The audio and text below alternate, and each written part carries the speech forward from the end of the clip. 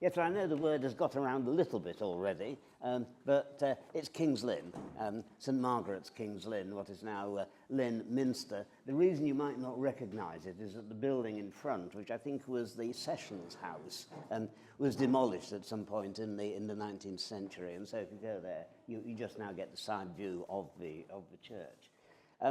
I apologise for that. I may be a bit hoarse this evening, but I have got liquid refreshment somewhere on the floor, so you'll have to forgive me if I pause from time to time.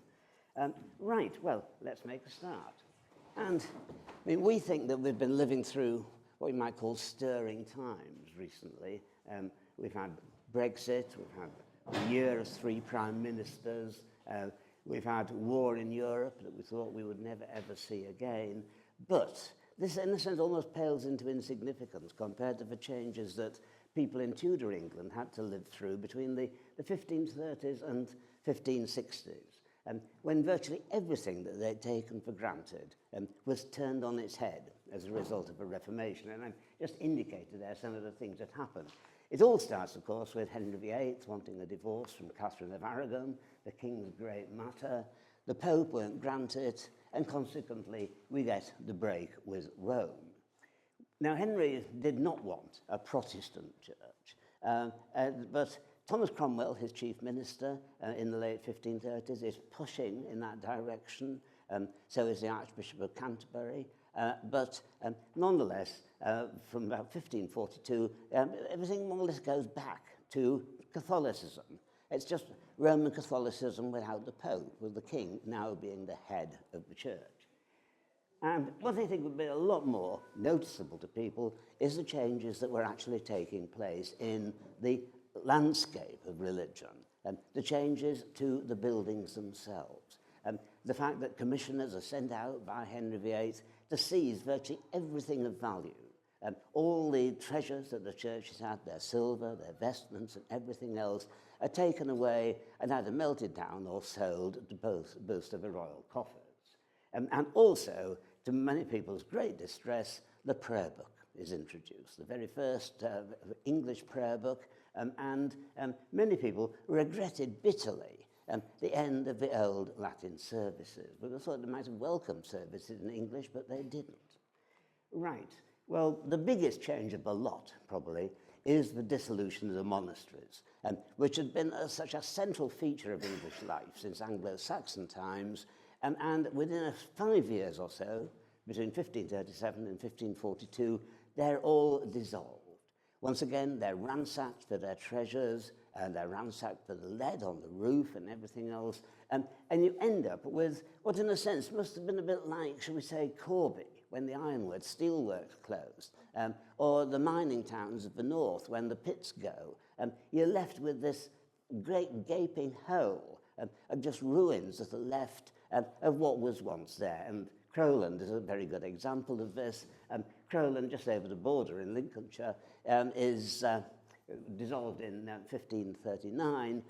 It was lucky in a sense that the aisle of the former abbey was preserved as the parish church, and that's just on the right here. But the nave, where we're looking down here, is completely, as you can see, destroyed. And even less is left at Ramsey, one of the most wealthy Fenland abbeys. All that remains is the mutilated bit of the gatehouse, and even less at St Ives. St Ives was a priory which was the daughter of Ramsey. It was quite important, and all that's left nowadays is just this little bit of boundary wall. Some though, are lucky. Ely survived, because it was not just a monastery, it was a cathedral. It had been made a cathedral in 1109, and so it survives. It is simply now that the fact that the Bishop of Ely is no longer the Abbot of Ely. And this rather nice painting is by a King's Lynn artist, a man called Walter Dexter, who taught actually at I think the Tech in King's Lynn, did a lot of paintings which unfortunately seem to be scattered all over the place. There's no collection of them. And another lucky one was Peterborough. And Peterborough became a cathedral in 1541. And this saved it from destruction. It became the centre of a very oddly shaped diocese, because the diocese of Peterborough is effectively Northamptonshire, and Peterborough is right at the northeastern end of it. So the diocese stretches way down towards Oxford, with Peterborough very much a bit of an outlier. Now, why Peterborough survived is difficult to know. I suspect it may be a sort of belated fit of conscience on the part of Henry VIII, because Catherine of Aragon is actually buried there, and so perhaps he thought that she probably did deserve something after all. And here's another survivor, surviving not in religious use, but simply because it was useful.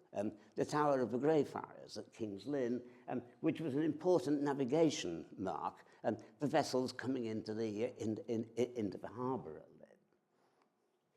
Well, once we get to the Reformation, down to that point, people had always been leaving money for the church, for the fabric, for the bells, for the vestments, or whatever. From the time of the Reformation onwards, this almost completely ceases. People are now remembering in their wills things like schools and almshouses, etc., not least because there's no longer effectively the way to buy your way through purgatory by doing something for the church. You can now do it for the community. And so church building more or less comes to a halt, certainly in East Anglia. And this is the end, as it were. On the left, we've got St. Mary's and St. Neots, which they started to rebuild 1470 and finished it in 1537. In other words, just before the Reformation really gets underway. So it is complete as intended. The one on the right, you all know, of course, this is Great St. Mary's. This again was being rebuilt in the 1530s, 1540s, and they continued the rebuilding until 1603, so until James I comes to the throne. But they did not add the spire that was supposed to go on top of it. It's very difficult to imagine what Great St. Mary's would be like with a spire, but that's what they were intending to do. Over the next couple of hundred years, you get one or two churches being built. This rather nice little one, this is at Hoverton in Norfolk, which is the other half of Wroxham, which is the centre of the Broads. 1624, no architect, it was presumably a builder, and nobody seems to quite know why it was actually built. It's a bit of a mystery. It was probably, it is thought, built to serve the local big family, who got quite a long walk to church where it was and wanted somewhere nearer, but that's just supposition. Much more typical, perhaps, is this, which again, some of you, I'm sure, probably know. This is Guyherne, out in the fens, between March and Wisbech, effectively. And this is the so-called Puritan chapel, which dates from 1660. So no, exactly the time of the end of the Republican experiment, the restoration of the monarchy. And again, nobody seems to quite know why it was built. It was probably, and this again is just a guess, because of fen drainage. It's to serve people who are now settling in the fens after the drainage of the 1630s and 1640s. And it is, as you can see, very plain, very simple, and even plainer and simpler inside. You haven't got an altar, you have a table at the end there, and notice the pews, which are designed to keep you awake during a sermon that will probably go on for at least an hour. And also interesting, the pews are very close together, so that you can't kneel, because the Puritans, who were in charge in the 1650s, didn't believe in kneeling to pray. This was regarded as superstition, and so there's absolutely no way you can kneel there. Well, the Puritans had it all their own way in the 1640s, 1650s, but there is another strand. And really from the 1630 onwards, some people are starting to realize that a lot of beauty and value has been lost at the Reformation. This is always associated with Archbishop Laud, Charles I, the Archbishop of Canterbury, and the idea of the beauty of holiness. And this is just one example of one of the things that was luckily saved. This is the Ranworth Antiphona, which is a service book from about 1470, which purely by chance survived. And you can see just how beautifully decorated it is. It's a lovely piece of work. And one or two churches in the 17th century do try to get back to something like they may have been in medieval times. Here we are looking at Leighton Bromswold, St Mary's, Leighton Bromswold. Very interesting church because this was built or rebuilt by Nicholas Ferrer, who was the man who created the religious community at Little Gidding, for George Herbert, who was a prebendary of Lincoln.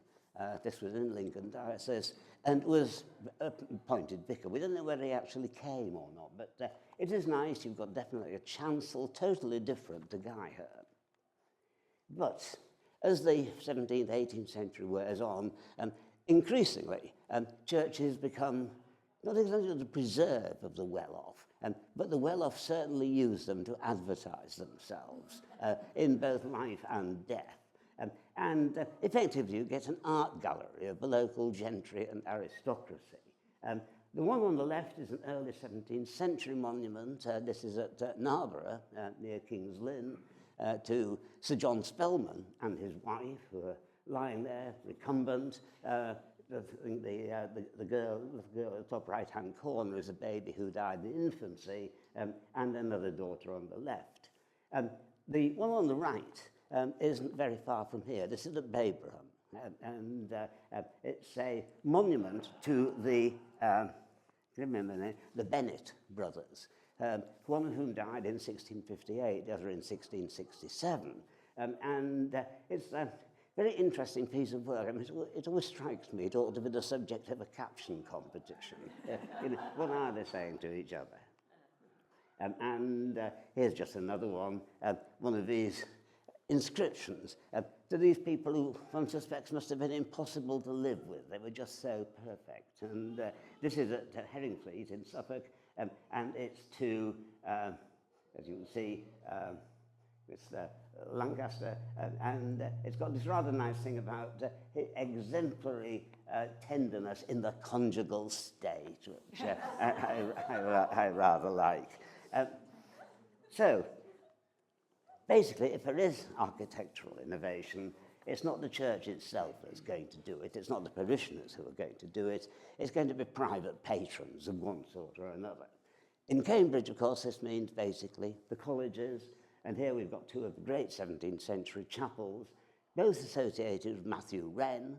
The one on the left is Peterhouse in 1630s, when Wren was the master of the college, and on the right, the 1664 chapel at Pembroke, when Wren has become Bishop of Ely and gives his nephew, Christopher Wren, his very first major architectural commission.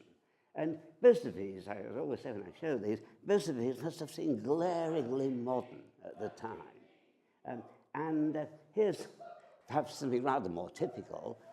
This is Wimpole, which is an estate church. The village had gone by the time Wimpole was built. This is around about 1749, 1750, re-Gothicized in the 1880s, but nonetheless gives a good impression of what these rather plain, simple, but elegant Georgian churches were like. And this is one, again, well worth going to see. This is what's always called Mistley Towers. And Mistley, those of you who don't know, is a village down on the Stour estuary near Harwich, between Harwich and Manningtree. The local MP, a man called Thomas Rigby, decided he wanted to make Mistley into a spa. He was a very wealthy man. He was Paymaster General of the Forces, and his obituary said he died worth £500,000 of public money, and that seems to be probably the case. The spa didn't succeed, but he built a big church to serve it. And what you've got here, this is Robert Adams' work, it's the 1760s, and these are simply the towers of the church. The church itself was demolished, it lay behind it in the 1890s, but the towers look a survive. And this, again, by Robert Adam, is another of this handful of Georgian churches that we have. This is Gunton, up near Cromer. Been redundant for many years. It belongs to the Church's Conservation Trust. And to get to it, you've got to go past all sorts of forbidding no entry notices. It's one of these things that's at a public footpath, but they don't seem to like to admit it. You can get there and have a look at it. It's an absolutely perfect classical building. But out in the parishes, things are rather different, particularly in Cambridgeshire. Cambridgeshire is quite a nonconformist county. There's not a lot of affection or membership of the Church of England. Many of the clergy are absentees. They're college fellows who've got no real interest in the parishes they're supposed to be serving. And on the left-hand side, this is Shepworth, between here and Royston, which is an interesting one, because here the tower fell down in the 1780s, I believe, and they didn't have the money to rebuild it. And so what they did was simply cut it off and capped it with that rather funny little sort of pyramidical roof. It's an odd village, Shepworth, in a way, because here the local gentry were actually nonconformists. There were 3 leading families in the village. All of them were Baptists. This is quite unusual, because normally the gentry are Anglican. Shepworth, the other way around. But the church on the right, which we don't know where it is, the painting's simply called A Church Near Ely, I think gives some indication of the decay into which parish churches are falling. Well, Dissent. From 1660, it was recognised that it was impossible to get the Elizabethan ideal of a church that would satisfy everybody. Elizabeth I had tried it, it hadn't worked. Charles II tried it, the idea of comprehension, which was floated in 1660, a broad church that everyone could belong to, didn't work, and consequently, from 1660, you get the rise of Dissent, or nonconformity, which was given a very grudging de facto toleration, but becomes formal in 1689, from which point onwards it became perfectly legal for any congregation to worship in its own premises. Many of them starting out in houses. This is a very good example, and this again is probably well known to some of you. This is Walpole Old Chapel, over in Suffolk, not very far from Saxmundham, 1689, and it, which is the year that formal toleration was granted, so it's a very early one, and it's a converted house, which becomes a chapel. And I think there may have been a reason here, well, 2 reasons. Partly it's cheaper than building a new one. Secondly, there is still a lot of hostility to Dissent. And I think because we're not drawing attention to yourself, having something that looks just like an ordinary house is perhaps a good thing. But what happened inside was they completely gutted it and pulled out the whole interior and propped up the roof with that ship's mast that you can see there, because not far from the sea, they got one from Aldborough or South Wales or somewhere like that, and make it into this rather nice chapel with, as always in nonconformity, the pulpit being central. Because for the nonconformists, the word is far more important than ritual. It is the preaching and the reading of the Bible that count. This is moving up, as you can see, quite a considerable way. This is the Congregational Church, in the Old Meeting in Norwich, 1693. Now, Norwich was a bit different because in Norwich you've got quite a lot of wealthy nonconformists, but there is still Anglican nonconformist hostility. And so the Old Meeting, as you can see here, although it's a very nice building, it's actually set back from the street, so that it doesn't draw attention to itself, and so that if push really comes to shove, it can be defended. You can actually barricade the passage and keep the church and king mobs out. But there it is, when you get down the passage. I mean, this is understated wealth and taste, isn't it, basically? This is showing, we are the creme de la creme of Norwich. By the 1720s, 1730s, this hostility is dying down. Nonconformity is becoming much more forthcoming, much more outward.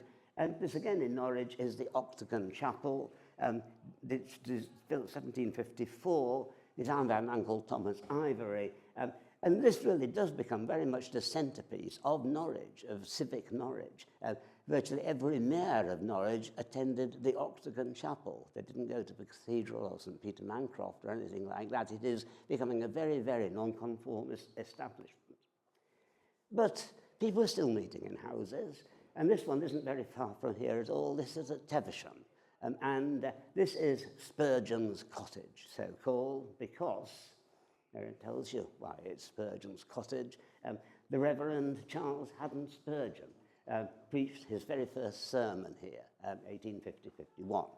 Now, Spurgeon wasn't a local lad. He came from Kelvedon, down in Essex, and came to Cambridge evidently to be a school teacher when he was about 15. He was a Baptist, and he one of his acquaintances, a much older man, suggested that they walk out to Teversham. This is in winter, mind you, walking out to Teversham on a December evening, not much fun. We'll come out to this meeting, he said, and see what happens. And on the way out, he said to Spurgeon, and this is the story, I'm glad you're coming because there's a young man tonight who's preaching his first sermon. And Spurgeon said, who's that? And he said, you. He did, and it was remarkably successful. So successful that at the age of 16, in other words, only 1 year later, he was actually made the Baptist minister at Waterbeach. And his fame grows. He becomes known as the Prince of Preachers. He's virtually forgotten nowadays. And on the right-hand side is his church in London, Spurgeon's Tabernacle, which is still there. It was bombed in 1941, and it doesn't really look like that anymore. But it's still a very imposing building. Right, well, where are you on to now? The Evangelical Revival. Well, the Evangelical Revival is really a reaction to the 18th century intellectual climate. Certainly most clergymen, if you'd ask them, say in 1720, 1730, would have said, yes, there is a God, but it's simply the first cause. The idea was that God had created the world and then simply sat back. It's a bit like a celestial bit of clockwork. He winds it up, and that's it. It all goes according to natural laws. The evangelicals looked at it totally differently. Their view was that God is intimately interested in each and every individual. He marketh the fall of one sparrow.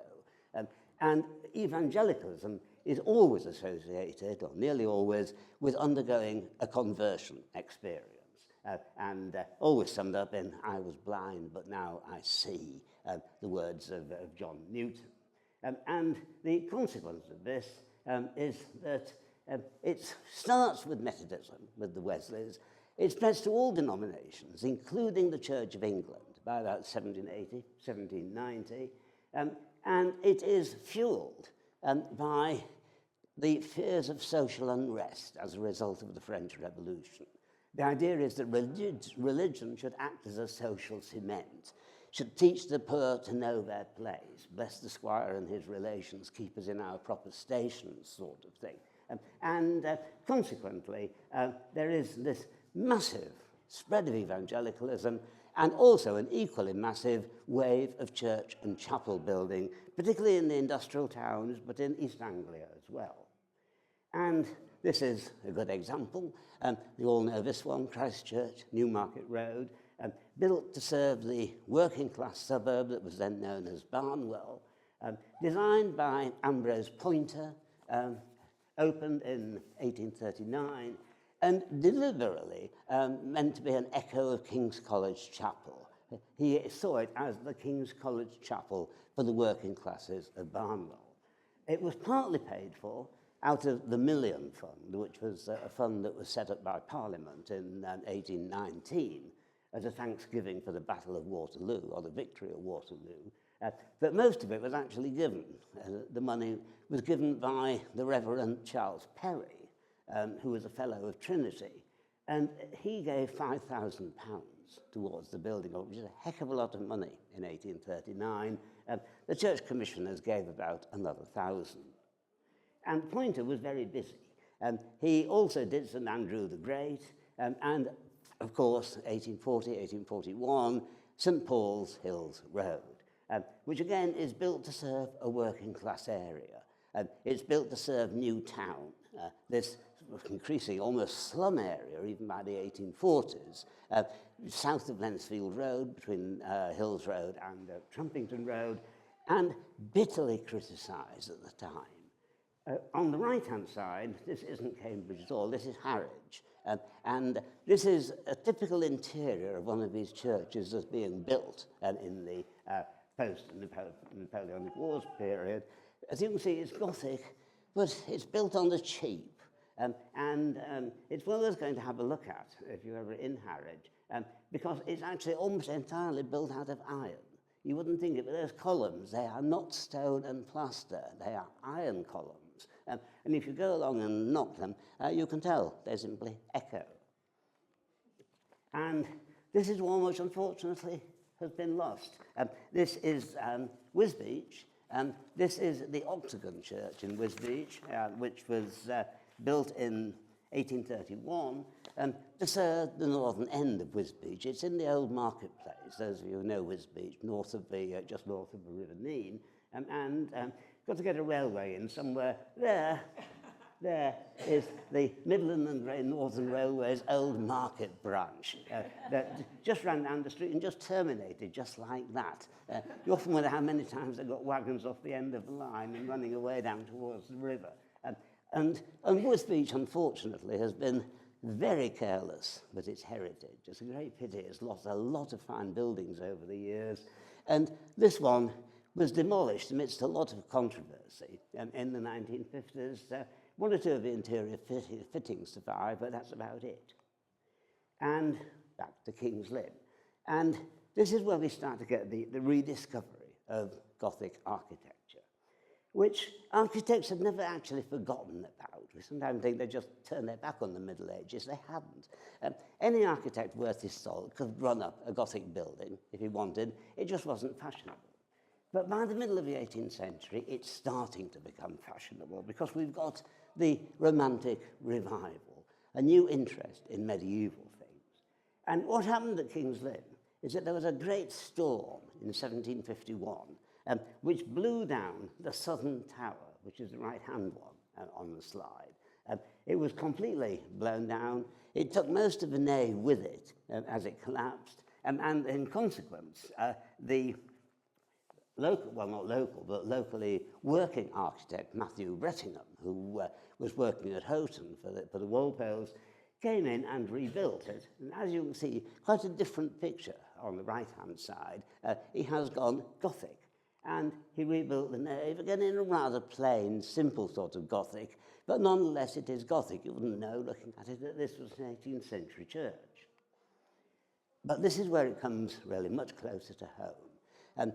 In the 1830s, a group of young undergraduates in Cambridge, interested in churches, and in those happy days when undergraduates could more or less please themselves what they did, and certainly every afternoon was free, they went out into the countryside, just like Darwin went out with Henslow, looking for botanical specimens and insects and things.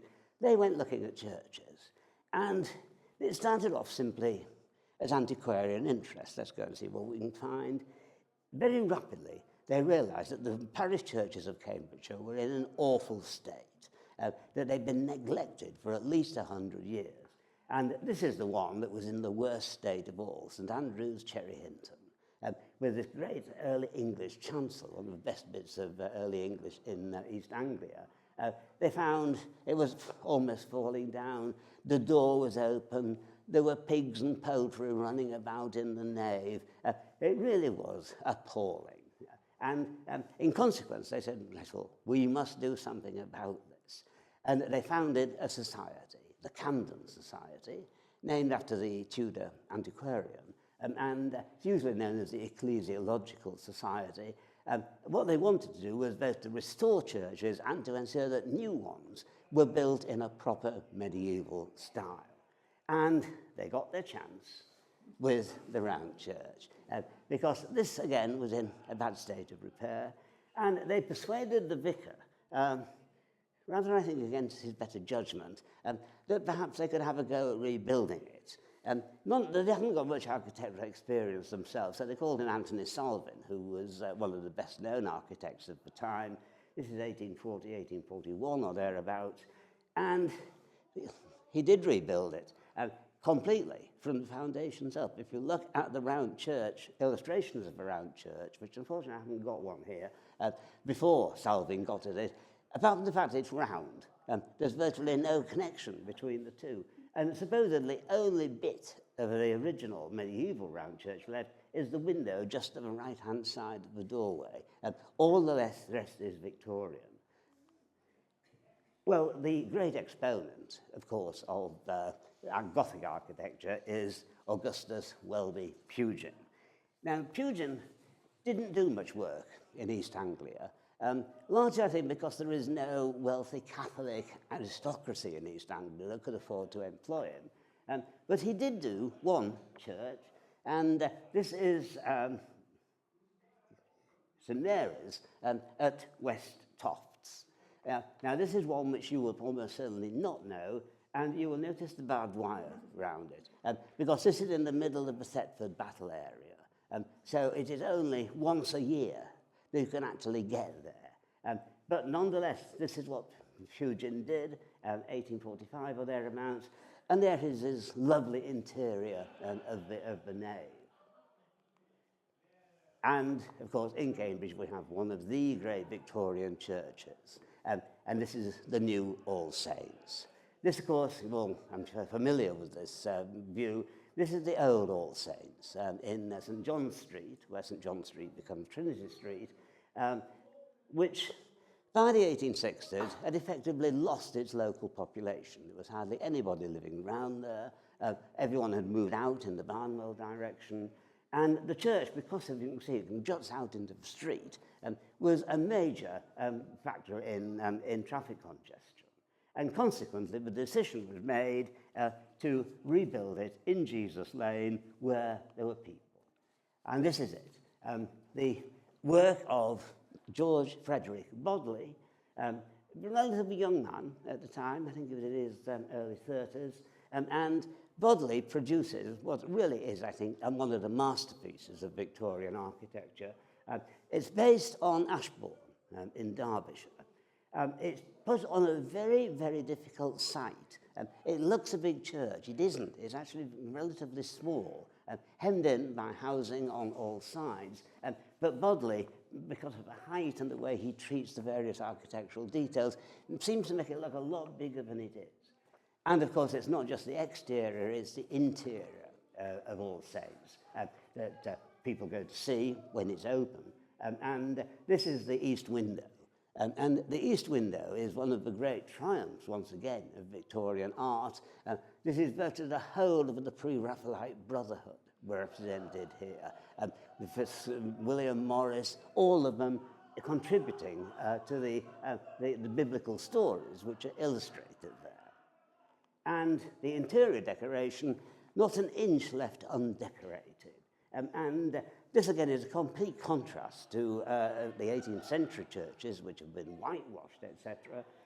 Here we've got this very ornate decoration carried out by Frederick Leach, the Cambridge decorator, and carried out at no expense to the church. He actually did it free of charge. And what we've got here is the chancel arch, with Christ in Majesty over the top. I think probably St John and the Virgin Mary on either side. And then on either side of the arch, you get associated cherubim and seraphim, who all seem to be having a sort of a bathe in candy floss. It's rather an interesting illustration. And underneath, again, you can just see the top of the cross, which, again, it would have been regarded as idolatry 20 or 30 years earlier. You would never see a cross in an Anglican church. It was popish, it's Roman Catholic, we don't want it. By the 1860s, 1870s, they're there. Right, moving up a level from the parish back to the diocese. And not for nothing was the Diocese of Ely known as the Dead Sea in the early 19th century. Bishops who had really got no great interest in the diocese. On the left, we've got Bishop Edward Spark, who was there from 1812 to 1836. Very much, as you can see, the typical late Georgian clergyman. His major interest was putting all his relations and friends into the wealthiest livings in the diocese. And it was said that if you went across the fens on a dark night, you could find your way by all the little sparks in the rectories along the road. Maybe true, maybe not. On the right-hand side, we've got Bishop Thomas Turton, who was his successor. And again, Turton, who really does look like a refugee from Trollope, doesn't he, here? You can just imagine in Barchester Towers as Archdeacon Grantley. Turton spent very little time in the diocese. Most of his time was in London. He was a great collector of paintings. Towards the end of his incumbency, he was rather ill. And so the Diocese of Ely is just drifting along, increasingly losing adherents. People are now going to the Baptists, the Methodists, wherever it may be. And it takes two reforming bishops to transform Ely into far from a Dead Sea. This is the first of them. This is Bishop Brown, who was bishop from 1864 to 1873. And he starts the move towards building new Anglican churches and finding the finance for them. He set up the Ely Diocesan Fund, which was basically an investment so that churches could be built. And he was also, interestingly, the first bishop to actually want to involve lay people in running the church. He set up the diocesan conferences when church wardens were invited along to say what they thought should be done. He became Bishop of Winchester, and so the main picture is his tomb in Winchester Cathedral. And this is the other one, Bishop Woodford, who continues the work that Brown had done into the 1880s, and is still remembered today because Bishop Woodford House, which is where the Diocese of Ely is run from, is named after him. And so what we get in the second half of the 19th century is a wave of church building in the Fens, in the area where the Anglican Church had been so thinly represented. This is one of the earliest and not necessarily typical. This is Reach, which 1863, designed by an architect, trying to find his name, Charles Foster Hayward, who I know nothing about.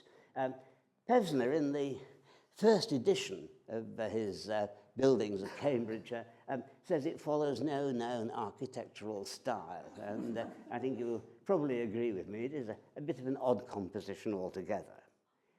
Usually, though, what happened was you started off with this, with what conventionally known as a tin tabernacle. The point about these is that, first of all, they were cheap. Secondly, they came ready, as it were, like IKEA. They come flat packed. You can simply erect it yourself with really unskilled labour. And they can also be used for a number of purposes, not just as a church. It's there as a meeting room, it's there as a school, etc. And sadly, very few of them survive. Inevitably, of course, the corrugated iron goes over the years. This is one that did, and this is in Bury St Edmunds. You may wonder about the two towers appearing over the end of it. They're on Bury St Edmunds Station, because what we're looking at here is the Railway Mission in Bury St Edmunds. And the Railway Mission was a big organisation in the 19th century, still exists, incidentally. Wherever there were railway men, a sizable number of railway men, you get a railway mission. And so there was one in Devonshire Road, for example, there was one in Ely. This is the Bury one, and the tin tabernacle, luckily, does survive. And if all goes well, you replace it with a permanent church. And this is, trying to get the dedication of this one, I'm trying to remember it, St Peter's, Prickwillow, which is 1878, And this replaced a tin tabernacle because the tin tabernacle had proved successful. And it's designed by Richard Rowe, the diocesan architect. And like so many of East Fenland churches, now been converted to a house. And this is the vicar of Brickwillow, the Reverend Kingdom. And I think this gives the indication of what it takes to be a vicar out in the fens in the late 19th century.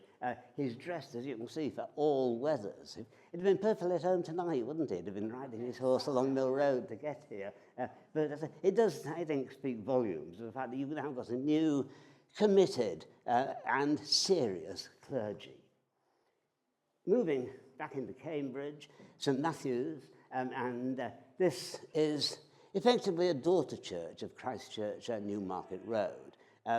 Continued growth of Barnwell towards the railway, over the railway.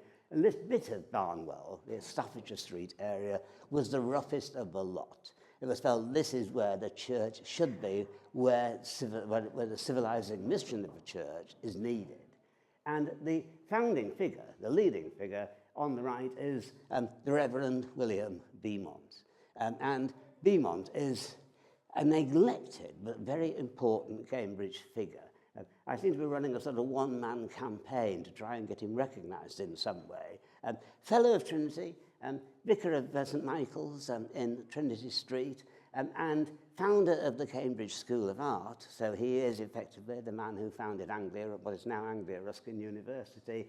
A great advocate of working class education and taking religion to the masses, willing to cooperate with nonconformists, and significantly very willing to let women take a leading role in the church.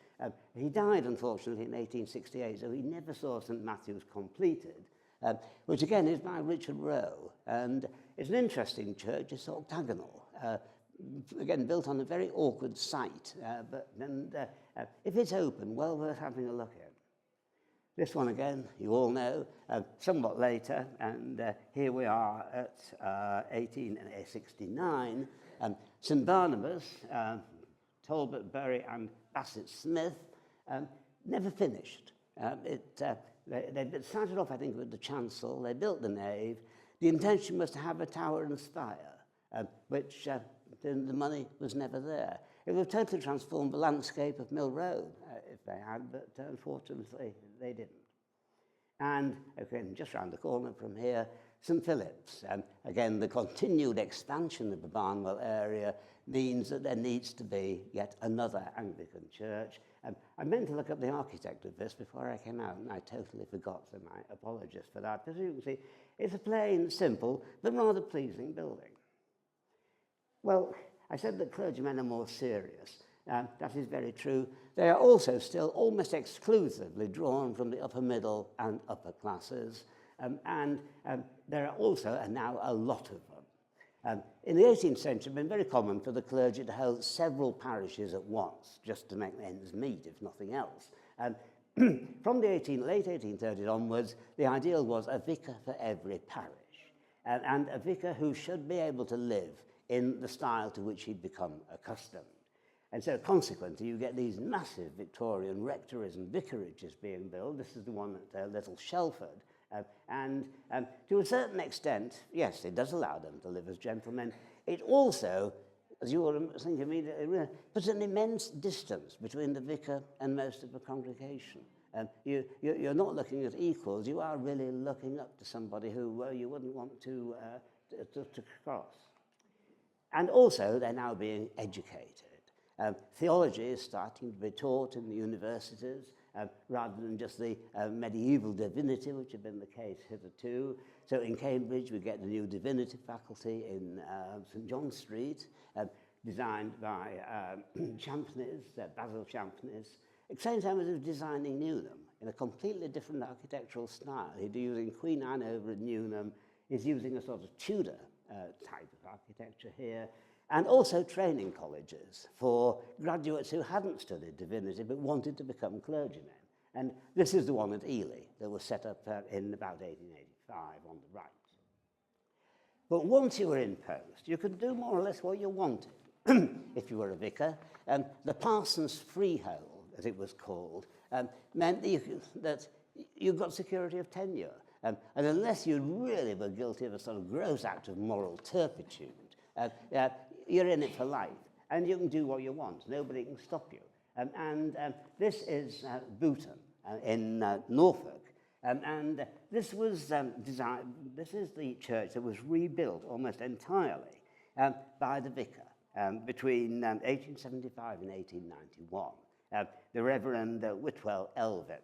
And he borrowed bits from all over, ideas from all over. And as you can see, he ended up with something that looks a bit like a sort of Hollywood idea of what a church ought to be, with an odd little pagoda in the middle. And here's another one where the vicar is having a good time. This is Little Braxted in Essex, not far from Chelmsford. And the vicar here was the Reverend Ernest Geldard, who I think was probably associated with the Geldards who give their name to Geldard Street. And he believed, so specifically, the church should be the most beautiful house in the parish. And so he decorated it entirely, almost entirely by himself. So he spent 10 years doing this. And of course, what we're moving to here is the idea of an arts and crafts church, which there's never been any sort of agreement on what an arts and crafts church should be like, what actually makes a church arts and crafts. But this is a good example. This is Stansted down Fitchett, which was 1895, I think, by Basil Carowe, and this really is arts and crafts. Well, at the same time as the Church of England is recovering, the nonconformists are going from strength to strength. And these figures, taken from the 1851 religious census, show what the situation was in 1851.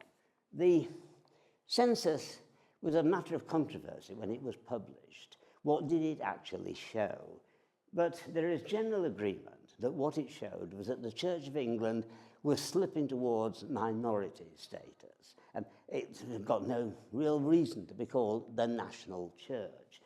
That the nonconformists are doing extremely well, as you can see here. And this gives nonconformity a great boost in self-confidence and a great boost in chapel building. And this is what they've been building down to 1851. Usually still quite simple, rather plain, rather classical buildings, but as their wealth increases and as their self-confidence increases, they go increasingly churchy. And this is, if you like, this is a crossover between the two. You all know this one again, Zion Baptist Chapel. In the foreground, we've got the original Zion Baptist of 1831, I think, which was built for the Reverend Henry Battiscombe, who was a fellow of King's College, who fell out with the Anglican Church over the doctrine of baptism. He became a Baptist and decided to build a Baptist church in Barnwell, and there it is. Extremely successful. Battiscombe, in fact, went back to the Church of England in 1840, but the congregation continued from strength to strength, and so in 1869, they had to build the new Zion Baptist Chapel, the one just behind it. Interesting building designed by an architect called William Peachey, and it's, I think, Peachey's only work in East Anglia, and Peachey is actually best known as a railway architect. He was the architect of the North Eastern Railway, originally of Stockton and Darlington, became chief architect of the North Eastern. He designed the station Hotel York, he did the preliminary work on York Station, and he was dismissed in 1870 for taking backhanders from contractors, and had to get him retired to private practice, but he was still with the NER when this was opened. And interestingly enough, it is not built of local brick. Looks like it. It isn't. It's brick that comes down from Scarborough. Scarborough, of course, is in Yorkshire. It's in the heartland of the North Eastern Railway. And one does wonder whether one of Peachey's backhanders, in a sense, was coming in that direction. And they still, though, inside, continue to be very much like we saw at Walpole. This is not in East Anglia. This is in Malton in North Yorkshire. the Methodist Chapel, Wesleyan Methodist Chapel of 1812. And as you can see, it is built to accommodate a very large number of people. You can see the gallery here. The pulpit is still central. Doesn't look very imposing, but the idea is, and it works, that from the pulpit, the preacher can look everybody in the congregation in the eye. And also, dominating the whole thing, the organ, which lovely three-manual instrument, which I played for a few times in my youth, because this is where I come from, for usually Sunday evening services when no one else was available, to an almost full church in the 1960s, believe it or not. It was always quite interesting, because you never knew who was going to preach, because it was usually a local preacher rather than the Methodist minister. And the occasion that sticks in my mind when I was playing, and remember, I'm sitting in full public view, because that's the organ console. It opens up, so the keyboards appear. And one of the local preachers, an Uncle John Willett, who was a farmer out towards Scarborough, came in to give the sermon, and started off and said, "Hey, my friends, I'm sorry I've not been with you for the past few weeks. I've had a spot of bother down ours." And, oh, God, dear me, you know, murmur of sympathy. "I've had a carbuncle on my waterworks, and it was that long." And I mean, how I stopped myself falling off the organ seat, I do not know, but I did. So this is what I mean. You see how nonconformity is adopting all these styles of traditional architecture in a way that medieval architects would never have done, I don't think, the one in Peterborough. And here is perhaps the greatest of the lot. This is St Ives, the Free Church, largely financed by the miller, Potto Brown, who owned Houghton Mill, and built deliberately to show, once again, the power of nonconformity in St Ives, and deliberately aspire higher than the parish church by 6 feet. And here you can see the two, parish church in the foreground, and Potto Brown's Free Church in the distance. But between them, of course, giving that lovely vista of St Ives as you drive over on the bypass, over the river, of the two balancing each other at each end of the town. And even in relatively poor areas, things are starting to look a bit more churchy. This is, as you all know, Mill Road Baptist of, no, I haven't got a date actually, I think it's about 1879 or thereabouts. Pretty utilitarian, but it's got religious bits. It's got buttresses and things like that. It's got that big window, and it seems to actually have a cross in the stonework over the window, and very, very similar, although much poorer behind, the Salvation Army Citadel in Tennyson Road. Now, this is an odd one.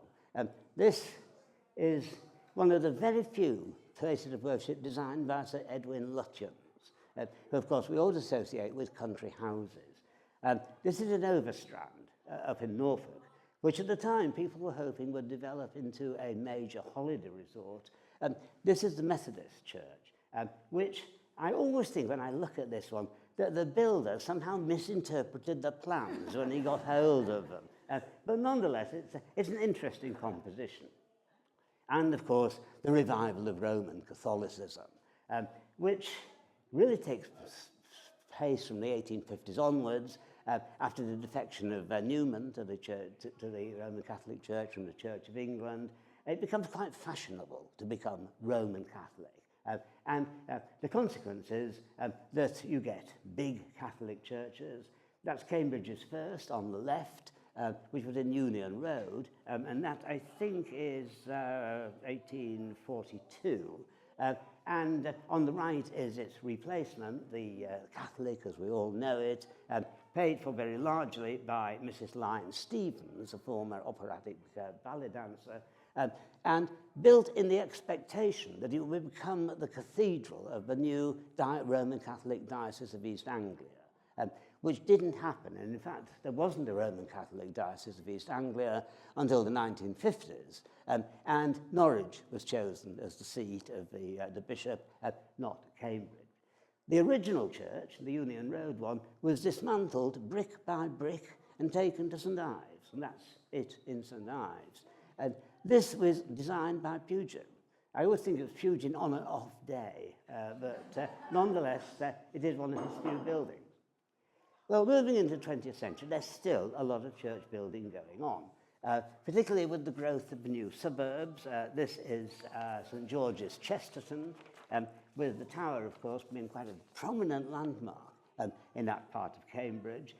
This is 1938, so this is very late.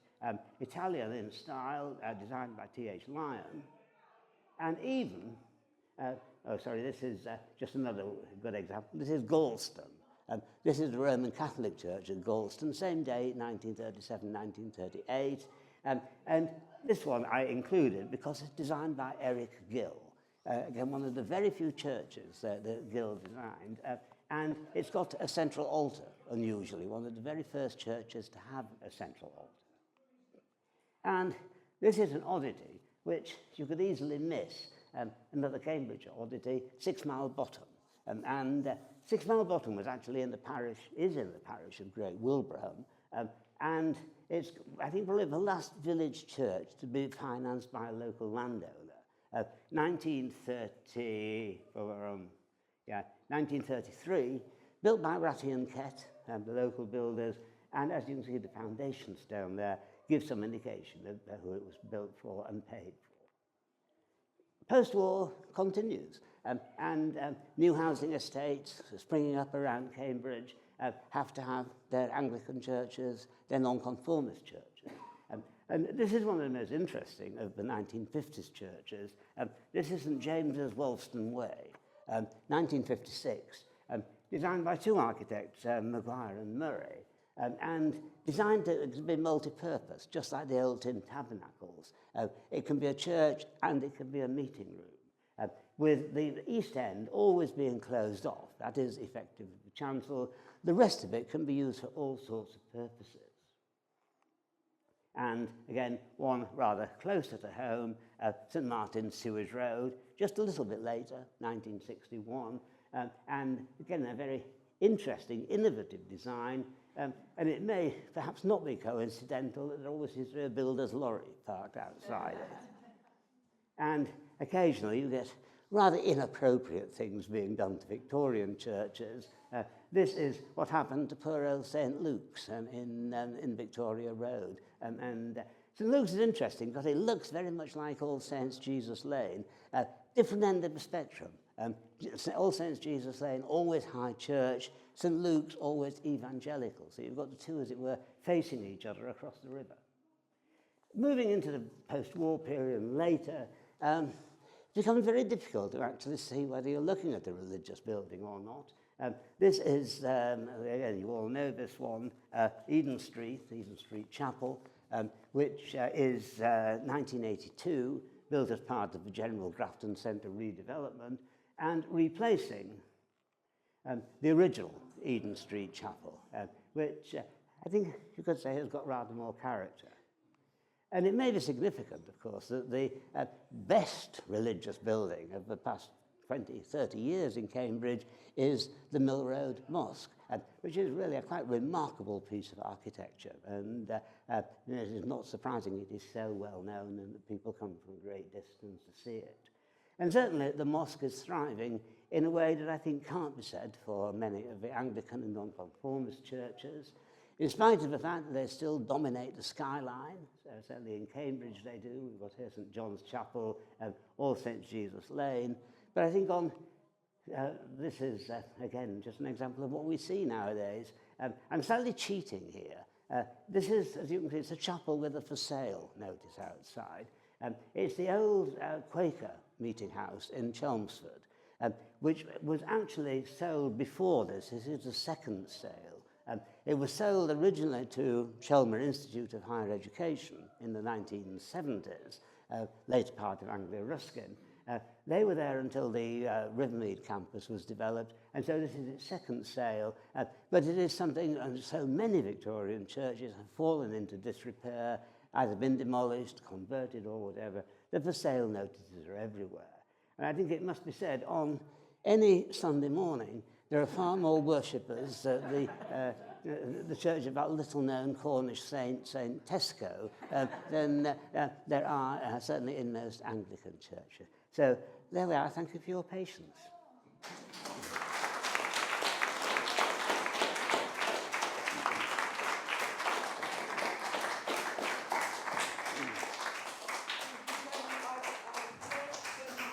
Over 500 years in what an hour, that's absolutely wonderful.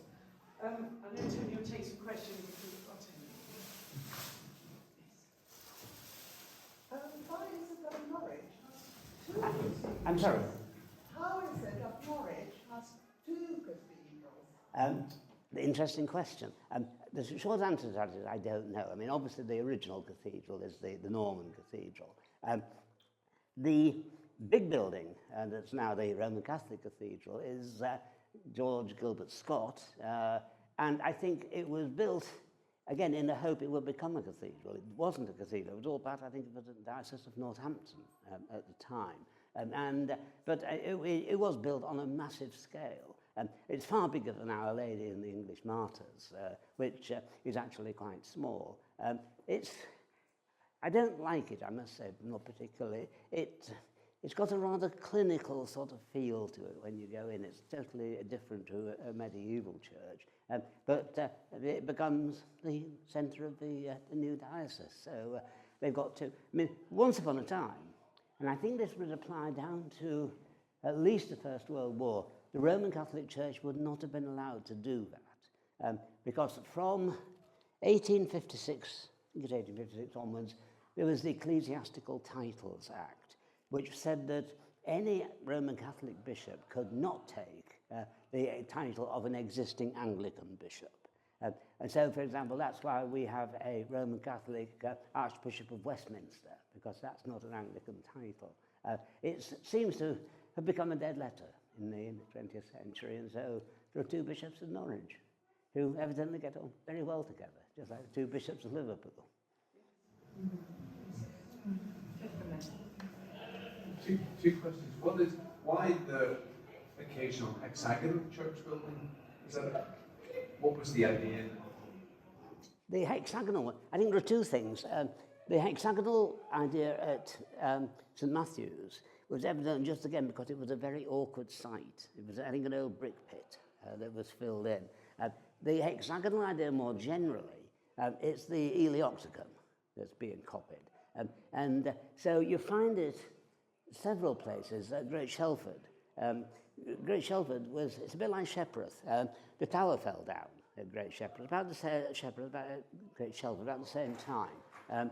I think there were workmen repairing it, and evidently they went away to have a rather beery lunch, and came back to discover the tower had fallen down while they were away. So they had to start rebuilding it, and they put an octagon on top, just like Ely. And the octagon chapel at Oxford Church at Wisbech was deliberately octagonal to reflect the Ely octagon. And one other question is, why is St Walden's parish church so big? It's almost cathedral-like in size. It is, and it nearly became a cathedral. Yeah, in the 19th century, early 20th century, sorry. Until that time, most of Essex was part of the Diocese of Rochester. Then it moved to the Diocese of London. And it was decided it was just too big. There should be a diocese for Essex itself. The question was where to have a cathedral. And they looked at Thaxted, they looked at Waltham Abbey, they looked at Saffron Walden, looked at Chelmsford, and they chose the worst of the lot, which is Chelmsford, which was basically just an ordinary medieval parish church compared to the other three. The advantage of Chelmsford was that it was more central and it was on the railway. Saffron Walden was just on the railway, there was a branch line. Thaxted wasn't. Waltham Cross, it was thought was a bit too near London, and Chelmsford fitted the bill. Why it was so big in the first place? There are several reasons. One is that Saffron Walden was an important town in the way that we pretend not to think that it is now. Secondly, it is because people are leaving money for rebuilding. There is this constant wave of rebuilding. You get an impression in most medieval churches the cement was never dry. They were always doing something else. And it is also competitive. And I suspect that Saffron Walden have got an eye on Thaxted, and we can do as well as you, if not better. So that's not a complete answer, but I think those are the reasons. I always thought that architecturally, in terms of light and the presence of the Gothic Revival churches missed out compared with Queen Anne Georgian churches, which are full of light. Mm. And I understand some of the reasons for the Gothic Revival most at that time, but I wondered if it was enabled by artificial lighting. Well, most certainly, yes. I think this does make a difference because by the time the Gothic Revival is really underway, which is the 1820s, 1830s, you're getting the very widespread adoption of gas for lighting. Which is why certain churches like All Saints in Jesus Lane, the decoration gets so discoloured over the years. That is the reason. But I think there was also the idea that darkness, as it were, helps the air of mystery. You don't want too much light. It's just a change in attitudes and sensibilities, I think, as much as anything else. But certainly the fact you've got gas lighting means you can have services in the winter quite easily. The heating is another problem. I wanted to ask about the term that we hear, the wall churches, and that these are essentially across the top of Norfolk and Suffolk. Is this a term that the farmers who produced the wool used to glorify themselves, that we could also build a church on our wool and our wealth? That's a very interesting question. The short answer is I don't know.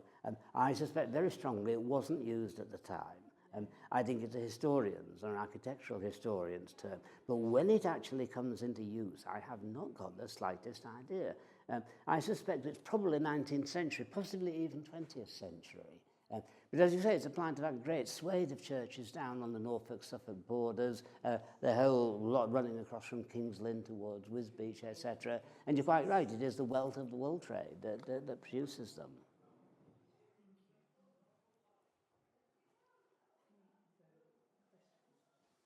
Oh, sorry. You mentioned one of the Puritan churches that they had pews that were quite close together, yeah. And of course they're fixed. Does a particular denomination prefer a particular type of seating, or is there a general move to pews from the 17th century onwards? There's a general move towards pews from the, pre-Reformation times onwards, and of course you get these lovely sort of medieval ones, again in the wool churches in particular. There was a lot of debate in the 19th century, certainly, as to whether to stick with pews or whether to move towards chairs. And indeed, that still continues. Many churches, if there's a proposal to replace the pews, you find half the congregation violently against it and the other half violently wanting somewhere comfortable to sit. It's an ongoing controversy. There's a big book published by the Ecclesiological Society. I can't remember the author, on pews, benches and seats. If you look up sort of the Ecclesiological Society on the internet, it'll give you a list of their books, and that one's well worth reading. If you had to name your 5 favourite churches in Cambridgeshire? Oh, gosh. Oh. I was going to ask you that. Yeah. East Anglia. Yeah. I'll spread it to his dad. Okay, spread it to East Anglia. And of course I could come up with 5, but there would be Keddington down near Haverhill, because that's an unspoilt church that was Georgianised, and it's still full of Georgian box pews and things like that. I think if we went outside East Anglia, St Mary's, at Whitby, which is again very, very similar with a Georgian interior. Thaxted has got to be on the list. Saffron Walden has got to be on the list. It'd be invidious to mention any other, but I suppose Long Melford has got to be there as well, which I prefer to Lavenham, just aesthetically. Right. So before I let us all thank Tony for a fabulous talk, because he showed Our Lady of English Martyrs, I can highlight that next year we will have a talk on the founding, funding and building of Our Lady of English Martyrs. Now, somebody may be able to tell me then, because it always said that Mrs. Lane Stevens, although she was an actress, she made her money because of her husband, who invented the idea of revolving dolls' eyes. It's also said that that was a sort of a gross calumny at the time it was being built, because it was a pun on idle eyes. So, with a bit of luck, the speaker may... Oh, but the speaker Yeah. is the organist, I think. Oh, in that case. Yes. Yes, that's what I've heard. Yeah. The phrase in doll's eyes. That's right, yes. That's where the money came from. Yeah. So, thank you. Lucy will give our thanks to you, Tony, for this. Oh, thank you so much, Lucy. That's very kind of you. Thank you so much. Thank you.